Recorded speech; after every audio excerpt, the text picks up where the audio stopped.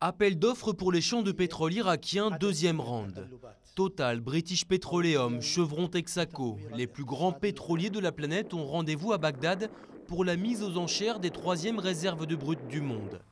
Les autorités irakiennes ont décidé de confier l'exploitation de leurs champs de pétrole à des compagnies étrangères.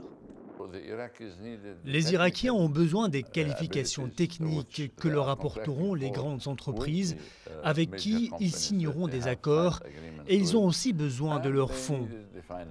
La guerre contre l'Iran et l'embargo ont mis à mal les infrastructures pétrolières. Aujourd'hui, le pays ne produit qu'environ 2,5 millions de barils par jour. Le gouvernement a donc besoin des compagnies étrangères, mais lors du premier appel d'offres en juillet dernier, il se défendait de brader ses richesses naturelles. Nous veillerons qu'à chaque étape, les droits du citoyen irakien soient assurés et qu'il soit le seul à bénéficier de la fortune nationale. Lors des premières enchères, les autorités irakiennes s'étaient montrées intransigeantes sur les prix. Seules 3 concessions avaient été attribuées sur les 8 champs pétrolifères et gaziers proposés à l'exploitation. Mais selon cet expert, le deuxième round devrait entériner plus de contrats.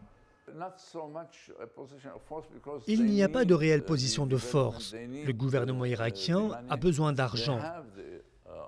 Ils ont les champs de pétrole, c'est un avantage, mais la pression pour financer la reconstruction, le service public d'électricité, d'eau, est tellement grande qu'ils ont besoin d'une rentrée d'argent.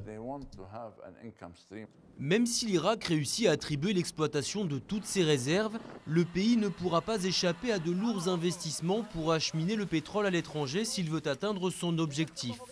Produire plus de 6 millions de barils par jour d'ici 2015, plus du double de la production actuelle.